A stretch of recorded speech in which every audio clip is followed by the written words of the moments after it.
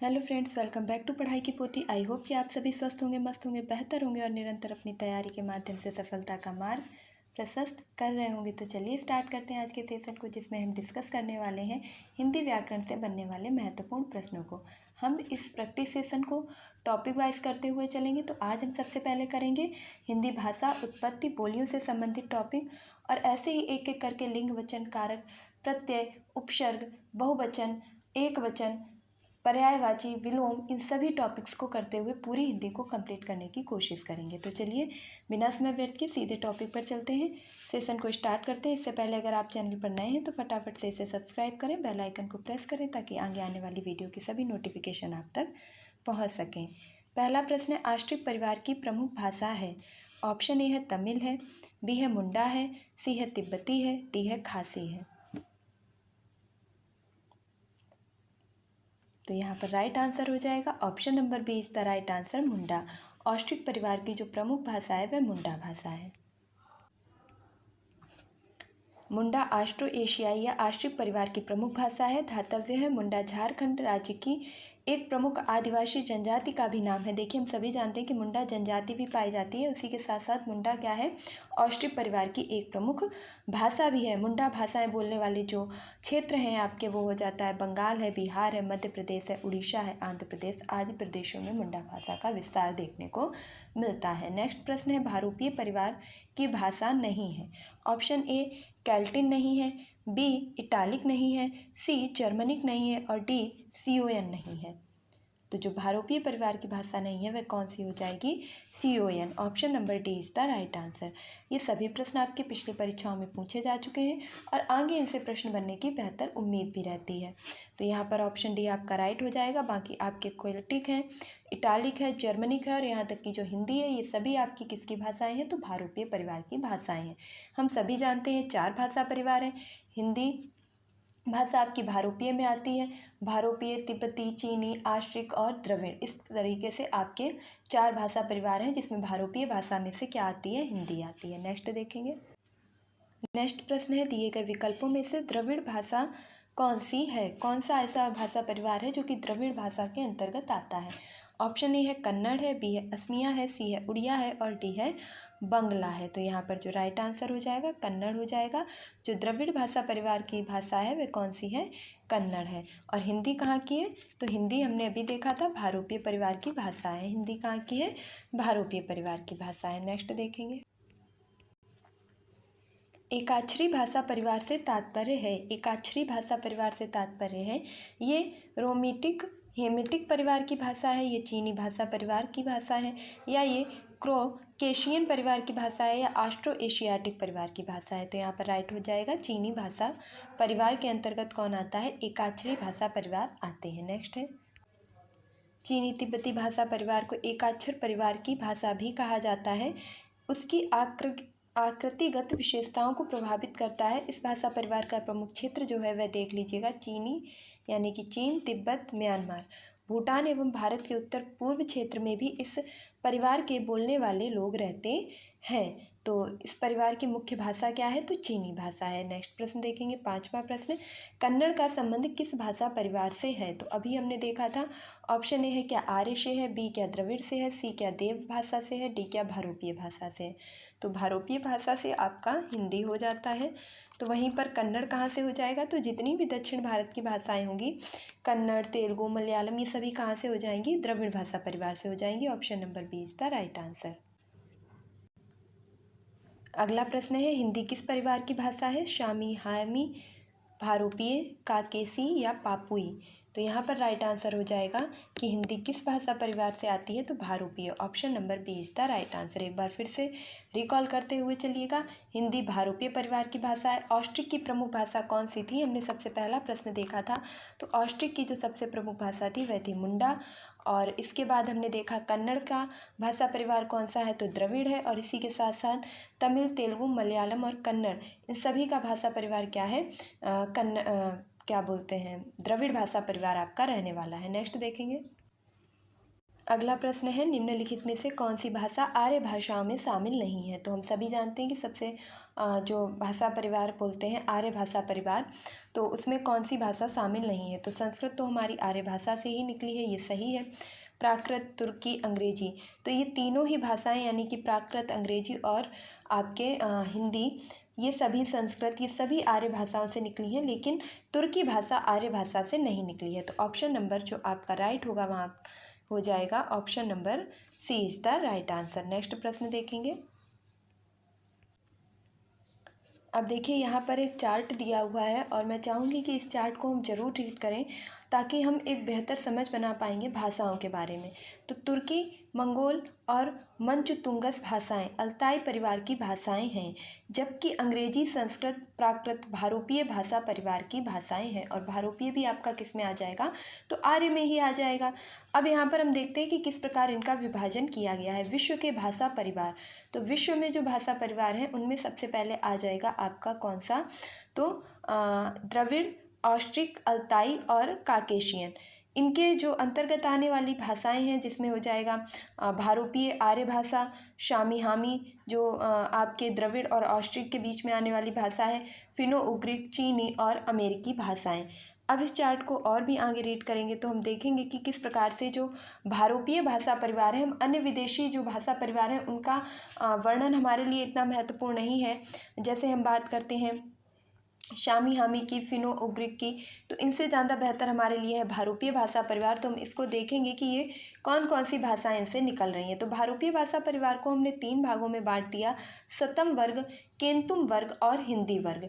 तो जो आपके सतम वर्ग है उसमें आपके संस्कृत, अवेस्ता सतम, फारसी सद, लिथुआनियम सितम, रूसी स्तो, ब्लिगेरियन सुतो, यानी कि हम बात करें जितनी भी आपकी संस्कृत की हैं, जैन अवेस्ता जो कि जैन धर्म से संबंधित भाषाएं रही हैं, फारसी धर्म से संबंधित भाषाएं रही, लिथुआनिया सितम और आपके रूसी भाषाएं रही, ये सभी किससे संबंधित हैं, शतम वर्ग से। वहीं आपकी जो हिंदी है, अंग्रेजी है, फ्रेंच है, जर्मन है, स्पेनिश है, फारसी है, ये सभी किससे संबंधित हैं, हिंदी भाषा से संबंधित है। वहीं अगर हम इसके तीसरे परिवार केंतुम की बात करते हैं तो केंतुम वर्ग में आपके लैटिन, ग्रीक, पुरानी आयरिश, तोखारियन कंद और इतालवी केंतु शामिल हैं। यानी बात करें जितनी भी आपकी फ्रेंच लैंग्वेजेस हैं वो सारी इसमें शामिल हैं, लेकिन फ्रेंच जो स्पेशली आपके फ्रेंच की बात की जाए वो आपकी हिंदी भाषा परिवार के ही अंतर्गत, यानी जो आपके भारोपीय है उसके अंतर्गत आती है। अब वहीं अगर आर्य के पूर्ववर्ती भारतीय भाषाओं की बात की जाए तो उसमें आपके नेग्रिटो, ऑस्ट्रिक, किरात और द्रविड़ आते हैं। द्रविड़ में हम सभी जानते हैं दक्षिण भारत की भाषाएं आएंगी, फिर किरात है, ऑस्ट्रिक है और नेग्रिटो है। अब जो आपके भारतीय आर्य भाषाएं हैं उनको हम बांटेंगे 3 भागों में, प्राचीन आर्य भाषाएं, मध्यकालीन आर्य भाषाएं और आधुनिक आर्य भाषाएं। अब ये जो प्राचीन आर्य भाषा थी इसको वर्गीकृत किया गया 2 भाषाओं में, जिसमें आ जाती है आपकी वैदिक संस्कृत और लौकिक संस्कृत। वैदिक संस्कृत वो थी जिसमें वेद ग्रंथ आपके लिखे गए थे, लेकिन उनका उच्चारण करना काफ़ी कठिन होता था, जिसको सरलतम रूप से व्यक्त करने के लिए उन ग्रंथों पर छोटी छोटी टीकाएँ लिखी गई, जिसमें जो संस्कृत का रूप था उसे कुछ कुछ हिंदी की तरह ला करके कह सकते हैं उच्चारण को सरल बनाया गया, जिसे हम लौकिक संस्कृत भी कहते हैं। फिर मध्यकालीन आर्य भाषा, क्योंकि ये समय काल के अनुसार बांटी गई थी तो फिर मध्यकाल आता है, और मध्यकाल में वहीं पाली जो कि बौद्ध धर्म में प्रचलित रही, प्राकृत जो कि जैन धर्म में, और उसके बाद आती है अपभ्रंश और अवहट्ट का विकास भी इसी प्रकार हो जाता है। अपभ्रंश को हम टूटी फूटी हिंदी भी कहते हैं। फिर आता है आधुनिक काल, और आधुनिक काल में आधुनिक भाषाएं आती हैं, और वहीं सबसे पहले आती है सिंधी भाषा, क्योंकि सिंधु नदी के किनारे ही सभ्यता का जो आगमन है वो देखा गया, जिस कारण वहाँ की लैंग्वेज क्या हो गई, सिंधी हो गई। फिर सिंधी को थोड़ा और बदल करके उसका नाम रखा गया हिंदी, और अगर इसका हम क्रम पढ़ेंगे तो ये सिंध से हिंद, हिंद से हिंदवी और फिर हिंदी जा कर के बनता है। फिर हिंदी में ही आपके लहदा है, पंजाबी है, गुजराती है, मराठी है, असमिया है, उड़िया, ये सभी किस में आ जाती हैं, आधुनिक आर्य भाषाओं के अंतर्गत आ जाती हैं। तो हम एक बार फिर से इस पूरे चार्ट को 2 सेकंड में रिकॉल करेंगे कि सबसे पहले हमने क्या किया। सबसे पहले जो विश्व में भाषा परिवार हैं उनमें हिंदी को हमने देखा, कितने भाषा परिवार थे, तो हमने देखा कि भारोपीय है, द्रविड़ है, सामी हामी है, ऑस्ट्रिक है, फिनो उग्रिक है, अल्ताई है, चीनी है, अमेरिकी भाषाएं हैं। अब इस विश्व के भाषा परिवार में से हमने निकाल ली भारोपीय परिवार की भाषा, जिसे 3 भागों में बांटा, सतम, हिंदी, केतुम। सतम में सारी आपकी संस्कृत की, रूसी और इसी के साथ साथ आपके बुल्गेरियन और लिथुआनियम थी। हिंदी में आपके हिंदी, अंग्रेजी, फ्रेंच, इंग्लिश, जापानी और स्पेनिश, ये सभी आपकी आ गई थी। इसके बाद केंतु में आपके लैटिन, ग्रीक, पुरानी आयरिश, तोखारियन, कंद, इतालवी केंतु आ गई थी। वहीं हमने आर्यों के पूर्ववर्ती भारतीय भाषाओं को बांटा, तो उसमें 4 भाषा परिवार निकले, नेग्रिटो, ऑस्ट्रिक, किरात और द्रविड़।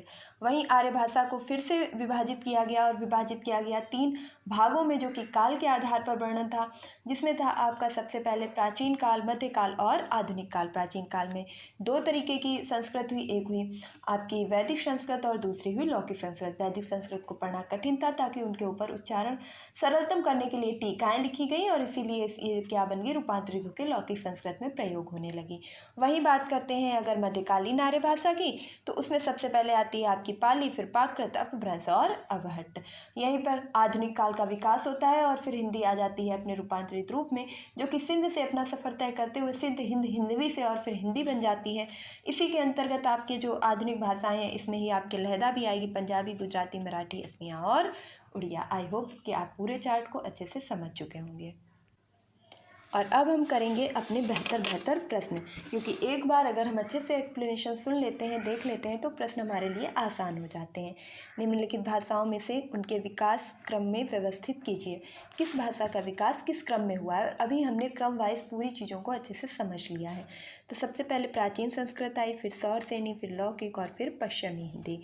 तो यहाँ पर हमने देखा कि जब भाषाओं का विकास हो रहा था, तो उसमें जब प्राचीन, मध्य और आधुनिक में बांटा गया, तो सबसे पहले हमारी क्या आई थी, प्राचीन संस्कृत, जिसे हमने वैदिक संस्कृत कहा था। उसके बाद हमारी आई थी लौकिक संस्कृत, लेकिन प्राचीन संस्कृत जैसा वहाँ कोई शब्द नहीं लिखा था, शब्द लिखा था आपका वैदिक संस्कृत। तो यहाँ पर सबसे पहले आपकी प्राचीन संस्कृत आई, फिर लौकिक संस्कृत आई। उसके बाद हम याद रखेंगे आती है सौरसेनी, क्योंकि ये एक प्रकार का अपभ्रंश है। और हमने देखा था क्या हुआ था, हुआ क्या था कि मध्यकालीन में किस प्रकार से पाली, प्राकृत, अपभ्रंश और अवहट्ट आती है, और अवहट्ट के बाद विकास होता है सौरसेनी अपभ्रंश का। अपभ्रंश में सौरसेनी अपभ्रंश से ही भाषा निकलती है पश्चिमी हिंदी। तो इस प्रकार जो आपका क्रम होने वाला है, वह क्रम हो जाएगा ACBD, और ये क्रम मिल रहा है, option number A is the right answer. यानी सबसे पहले आती है आपकी प्राचीन संस्कृत, लौकिक संस्कृत, सौरसेनी और पश्चिमी हिंदी। फिर से हम कालक्रम को पढ़ते हुए चलते हैं। अब हम समय के साथ भी पढ़ेंगे, जैसे प्राचीन संस्कृत, लौकिक संस्कृत, सौरसेनी, पश्चिमी हिंदी।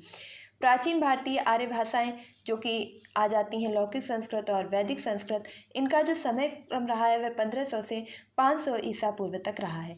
दूसरे में हमने पढ़ा था मध्यकालीन भाषाएं, और जिसमें हमने देखा था पाली, प्राकृत, अपभ्रंश और अवहट्ट, और इसका जो समय काल रहा है वह 500 ईसा पूर्व से 1000 ईस्वी तक रहा है। इस चीज़ को याद रखेंगे।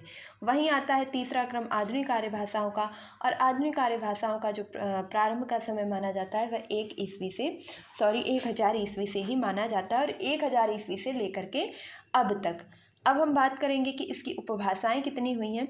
तो ध्यान रखेंगे कि हिंदी की जो उपभाषाएं हैं वो हुई हैं सौरसेनी अपभ्रंश से कौन कौन सी निकली हैं, मगधी से कौन सी निकली हैं, और अर्धमागधी से कौन कौन सी निकली हैं। वैसे तो आपकी उपभाषाएं 5 हैं, यहाँ पर जो दी गई हैं उन्हें पहले रीड करते हैं।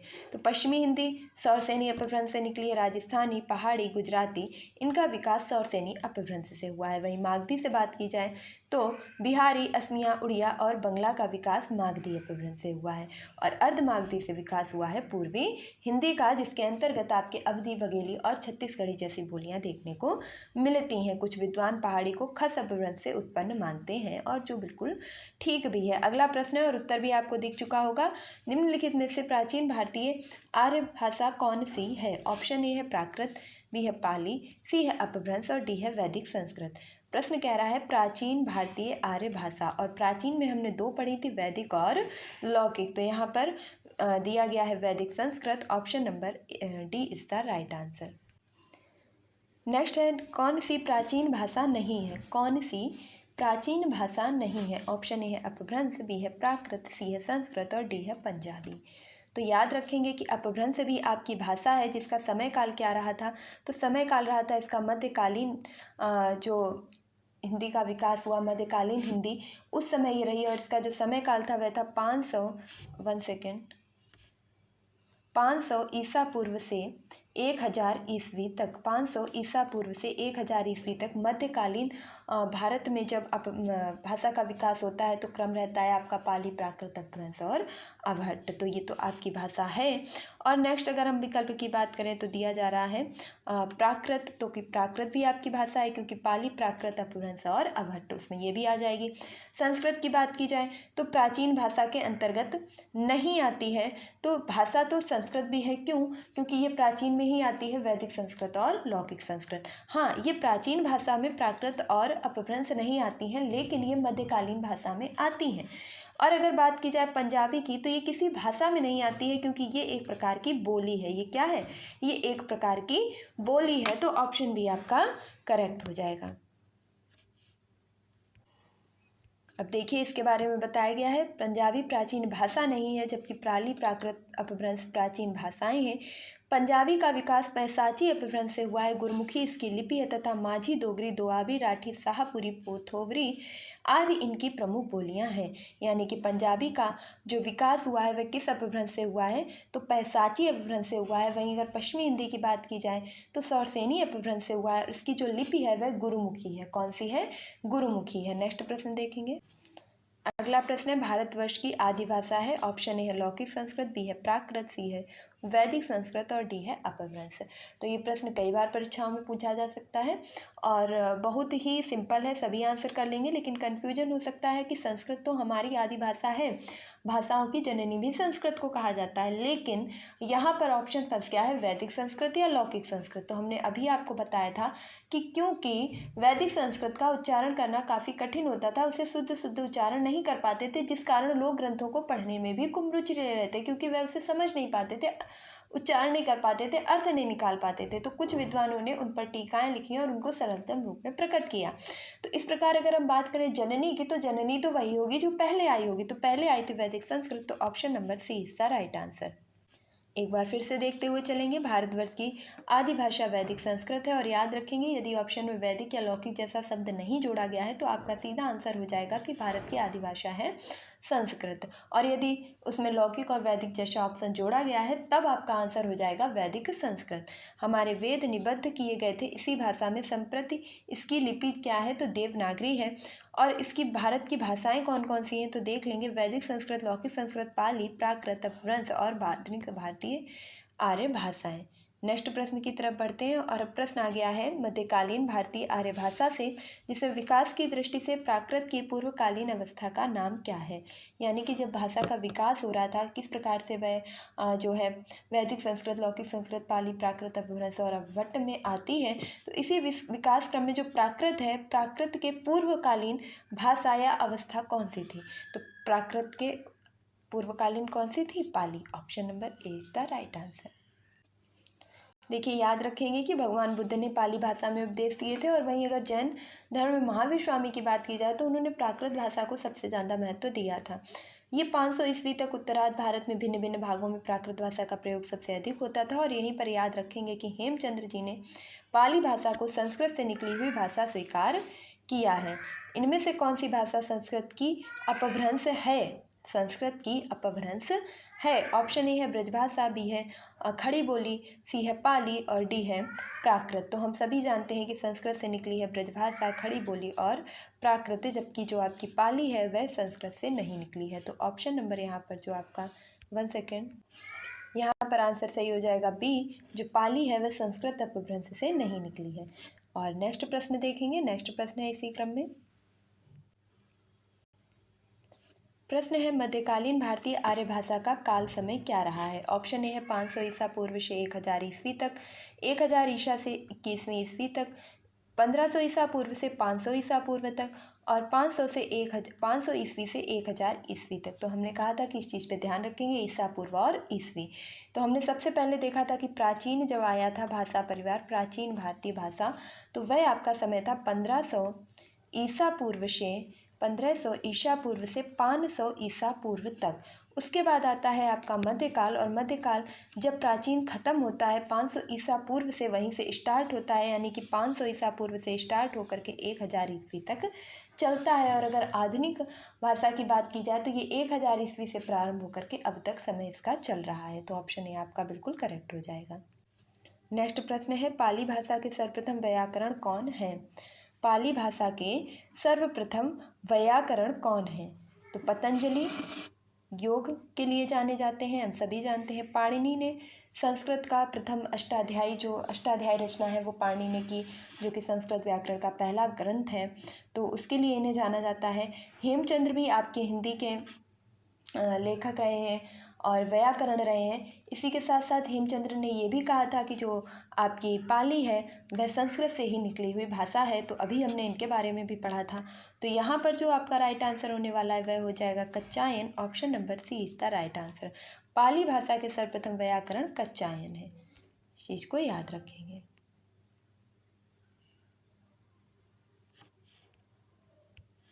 देखिए, बौद्ध धर्म की ये भाषा रही है। पाली भाषा के ग्रंथ कौन कौन से हैं? तो धम्मपद, मिलिंद, पन्नु, महावंश, व्याकरण, कच्चायन के अनुसार इसमें कुल 41 ध्वनियाँ हैं। और उसी के साथ साथ हम ये भी देख लें कि पाली भाषा के व्याकरण हैं कौन कौन, तो कच्चायन और मुगदलान। कभी प्रश्न पूछा जाए तो याद रखेंगे कि यदि संस्कृत के व्याकरण पूछ लिए जाएँ तो संस्कृत के व्याकरण कौन हो जाएंगे? पाणिनि हो जाएंगे, इनका नाम तो भूलना ही नहीं है। और इनकी रचना कौन है? तो अष्टाध्यायी है। वहीं अगर पाली के आपसे व्याकरण पूछ लिए जाएँ तो कच्चायन और मुगलान को आपको अच्छे से याद रखना है। और इसमें कितनी ध्वनियाँ इन्होंने बताई हैं? 41 ध्वनियों को बताया है।